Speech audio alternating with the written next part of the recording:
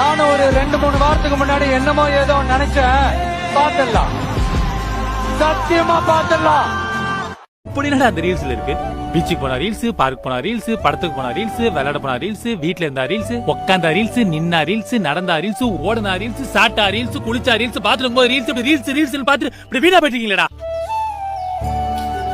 உங்களை ஒரு ஆளுக்கு தெரியுமாடா நம்ம எப்ப இந்த போன் இந்த ரீல்ஸ்ல நம்ம சிரிச்சு பேசணும்னு? உங்களுக்கு எப்படி தெரிய போகுது? நாளைக்கு நானே செத்தா கூட அது வீடியோ ரீல்ஸ் தானே போடுவீங்க. டேய் டேய், சும்மா இந்த கன்வின்ஸ் பண்றதெல்லாம் வச்சுக்காரா. போன்ல சார்ஜ் இல்ல தானே? என்ன கண்டுபிடிச்சிட்டான்? போன்ல சார்ஜ் இல்லாம சுவிட்ச் ஆஃப் தானே ஆயிடுச்சு. இதுக்காக இவ்வளவு பேசுனேன். இந்தா பவர் பேங்க். தூ ஃபீலிங்ஸ் பேசறானே நினைச்சேன். Thank you. ஏய்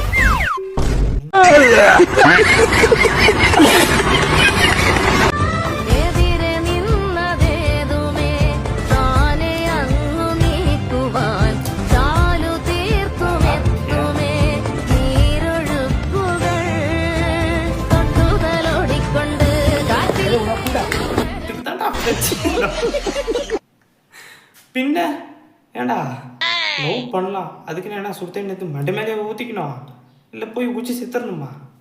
ஏடா டே என்னடா ஏ மச்சான், டிப்ரெஷன்லாம் ஒரு மேட்டரே இல்லடா. செய்யற வேலையில ஃபர்ஸ்ட் ஃபோக்கஸ் பண்ணணும். என்னையே எடுத்துக்கொண்டு ஆமா நம்ம டிப்ரெஷன் ஃபோன் பேசினே உடச்சிருவாரு, கீழே ஊற்றிடுவாரு. முட்டை போச்சுரா, எவ்வளோ தெரியுமா? ஒரு முட்டை 8 ரூபாய் என் கடையில். காமெடி பண்ணுறதுக்கு கூட முட்டை யூஸ் பண்ணுவாடா, வேற எதுவும் கிடைக்கலையா?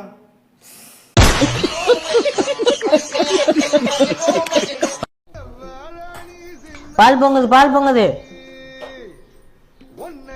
ஏமாந்தியா? ஒன்ன ஒருத்தி ஏமாத்தினதோடயா? இதோட ஒரு அசிங்கம் இருக்கா? இதுதான் சொல்றது, லவ்வே பண்ணாதீங்க, தனியா இருங்க, ஜாலியா இருங்க.